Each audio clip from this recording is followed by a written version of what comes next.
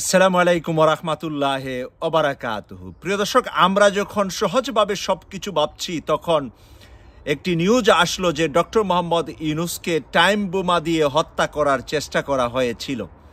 Doctor ইউনূসকে time বোমা দিয়ে হত্যা করার চেষ্টার কথাটি আজকে বলেছেন আন্তর্জাতিক অপরাধ ট্রাইব্যুনালের প্রধান প্রসিকিউটর অ্যাডভোকেট তাজুল ইসলাম। তাও বলেছেন আমার দেশ পত্রিকার একটি লাইভ টক শোতে। প্রিয় দর্শক, আমার দেশ পত্রিকার লাইভ টক শোটি কিছুক্ষণ আগে হয়েছে এবং সেই টক শোটি শুনে সেখান থেকে তথ্য নিয়ে আপনাদের সাথে এটা শেয়ার করছি। যখন ডক্টর মোহাম্মদ ইউনূস স্যার প্রায় 7 মাসের মতো সময়ের পরে গিয়ে আয়নাগর পরিদর্শন করতে যাবেন, আয়নাগর পরিদর্শন করার আগ মুহূর্তে সেই আয়নাগরগুলা দেখার জন্য গিয়েছিলেন অ্যাডভোকেট তাজুল ইসলাম এবং তার টিম। তার টিম সহ দেখার জন্য যাওয়ার পরে তিনি একটি জায়গায় দেখতে পেলেন একটি বালতির মধ্যে কি যেন জিনিসপত্র আছে। ওই বালতিটি ওনার টিমের সদস্যরা যখন উল্টাচ্ছিলেন তখন দেখতে পেলেন একটি কেবেলের সাথে আরেকটি কেবেল জোড়া দেওয়া এবং একটি টাইম বোমের যেই টাইমিং সিস্টেম আছে ওই সিস্টেম সহ 5টি বোমা একসাথে দেখতে পান। সেটা দেখার পরে তাড়াতাড়ি তারা সেখান থেকে সরে পড়েন এবং সেই বিল্ডিংটি সিলগালা করে দেন। সিলগালা করে দেওয়ার পরে র্যাবকে সেটা জানানো হয়। পরদিন র্যাবের বোমা বিস্ফোরণের যেই উচ্চ লেভেলের পারদর্শীরা আছে তারা সেখানে যান এবং সেখানে গিয়ে তারা 5টি বোমা এনে 5টি বোমা নিষ্ক্রিয় করেন। এই ঘটনাটি ঘটেছে যেদিন ডক্টর মোহাম্মদ ইউনূস স্যার সেই আয়নাগর পরিদর্শন করতে যান তার কয়েকদিন আগে। প্রিয় দর্শক, তার কয়েকদিন আগে ঘটনাটি ঘটলে আজকে কেন উনি বলছেন এবং এখন কেন উনি বলছেন? এখন এই কারণে বলছেন যে তখনকার সময়ে বিষয়টা যদি জানাজানি হতো ডক্টর মোহাম্মদ ইউনূস স্যারের আয়নাগর পরিদর্শনটা ব্যাঘাত সৃষ্টি হতো এবং সেই ধরনের বিষয় নিউজ হলে কেউ ওনার পক্ষে বিপক্ষে বিশাল আলোড়ন সৃষ্টি হতো।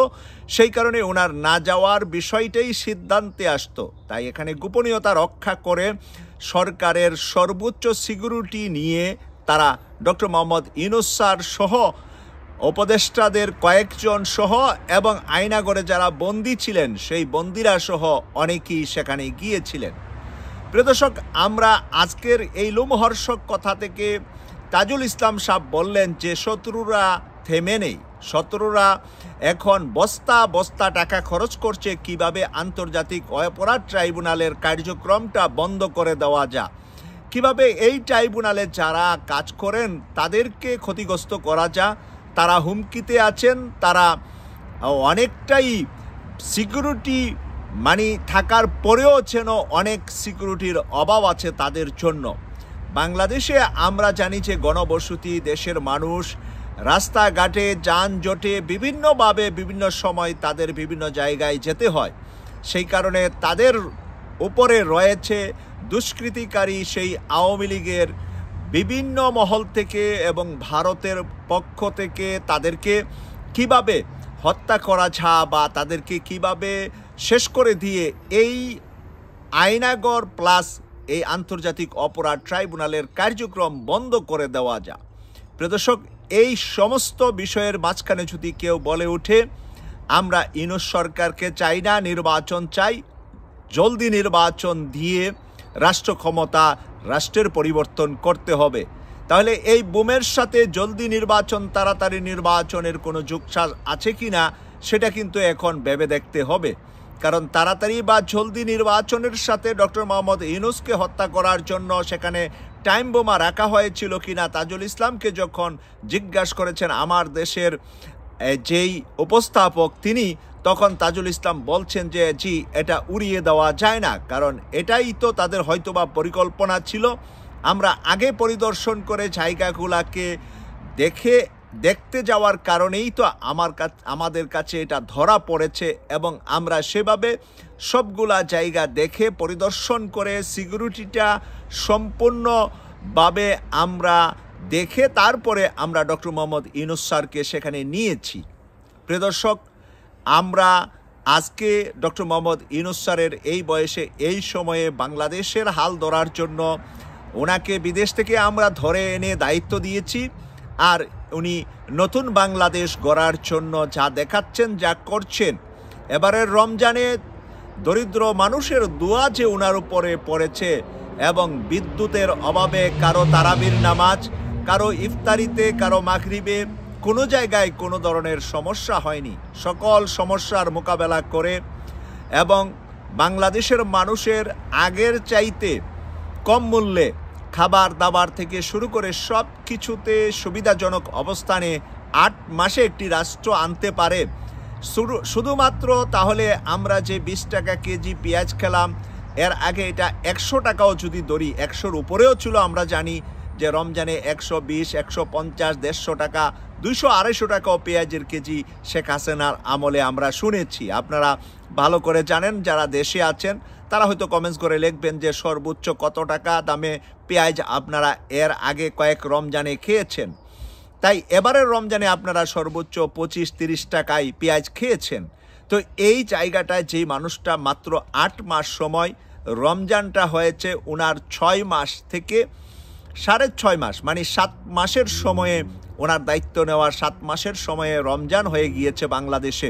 সেই রমজানে 7 মাস বা 6 মাস সময়ে একটা রাষ্ট্রে যদি এত কিছু একটা মানুষ দিতে পারে, সেই মানুষটা যদি আগামী 3-4 বছরের জন্য এই রাষ্ট্রটা মেরামত করে রাষ্ট্রের এই সিন্ডিকেটগুলো ভেঙে দিতে পারে। আমরা দেখছি যে আওয়ামী লীগের বড় বড় রাঘব বোয়াল ব্যবসায়ী সিন্ডিকেট যারা ছিলেন তাদেরকেও কিন্তু গ্রেফতার করা হচ্ছে। ইতিমধ্যে আমরা দেখছি যে প্রতিদিনই বাংলাদেশের বিভিন্ন জায়গায় আওয়ামী লীগের সাবেক এমপি, আওয়ামী লীগ নেতা, যুবলীগ নেতা, ছাত্রলীগ নেতা গ্রেফতার হচ্ছেন। পরিমাণে হয়তোবা আমরা অ্যাট এ টাইম আরও বেশি আশা করি, কিন্তু পরিমাণে হয়তোবা অ্যাট এ টাইম একসাথে হয়তোবা 100-200 গ্রেফতার দেখছি না। আরেকটা বিষয় আমাদেরকে মনে রাখতে হবে, বাংলাদেশের পুলিশ বাহিনী ভেঙে পড়েছিল। সেই পুলিশ বাহিনীকে সৎ এবং সাহসী পুলিশ থেকে উনি চেয়ে আইজিপি নিয়োগ দিয়েছেন, ঢাকা মহানগর পুলিশ কমিশনার নিয়োগ দিয়েছেন, বাকি মহানগরগুলাতে নিয়োগ দিয়েছেন। এসপিগুলাকে চেঞ্জ করে করে ভালোগুলাকে সামনে আনার চেষ্টা করছেন। ওসির মধ্যেও ভালোদেরকে ওসির দায়িত্ব দেওয়া হচ্ছে। তারপরেও আওয়ামী লীগের 15.5 বছরে যারা চাকরি পেয়েছে, এর মধ্যে কিছু কিছু মানুষ তো সিনিয়রিটির কারণে বিভিন্ন জায়গায় দায়িত্ব পালন করছে।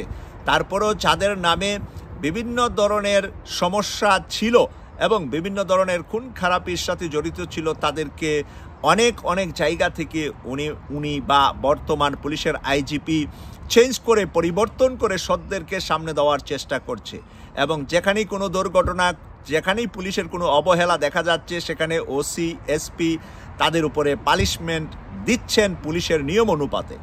সেই পুলিশের ভাবমূর্তি কিভাবে 8 মাসে মানুষের মায়া, মমতা, ভালোবাসা, শ্রদ্ধা পুলিশ পাওয়া শুরু করেছে আপনারা দেখছেন। র্যাবের ভিতরে যে দুর্নীতি, অন্যায় হয়েছে, খুন খারাপির সাথে জড়িত ছিল র্যাব, সেই র্যাব এখন মানুষের কল্যাণে দেখেন আস্তে আস্তে ধীরে ধীরে মানুষের পাশে চলে আসছে। বিভিন্ন জায়গায় র্যাব কিন্তু এখন ভালো কাজ করছে। এই আয়নাগরের টাইম বোমা থেকে শুরু করে সব কিছু কিন্তু র্যাব পরিদর্শন করেই ডক্টর ইউনূস স্যারকে আয়নাগরে যাওয়ার ব্যবস্থা করে দিয়েছে। তাহলে মানুষটা খারাপ, নামটা খারাপ নয়। আমরা নামের বিরুদ্ধে যেতে পারি না, কিন্তু সেখানে কর্মে যারা ছিলেন তাদের বিরুদ্ধে আমাদের কথা। সেনাবাহিনীর 1% ঊর্ধ্বতন যারা খারাপ ছিলেন তাদেরকে কিন্তু ধীরে ধীরে বিভিন্ন শাস্তিতে আনা হচ্ছে। কেউ কেউ হাউস অ্যারেস্ট হয়েছেন। গত 3 দিন আগে আমি আপনাদেরকে জানিয়েছি যে 5 জন সেনাবাহিনীর উচ্চতর কর্মকর্তা হাউস অ্যারেস্ট হয়েছেন। তাদেরকে এখন ঘরের ভিতরে বন্দি রাখা হয়েছে। যতদিন পর্যন্ত তাদের নামে তদন্ত চলে, আদালতে না যাবে, ততদিন পর্যন্ত তারা ঘর থেকে বের হতে পারবে না। বাহিরে কারোর সাথে তাদের যোগসাজের কোনো সুযোগ নাই।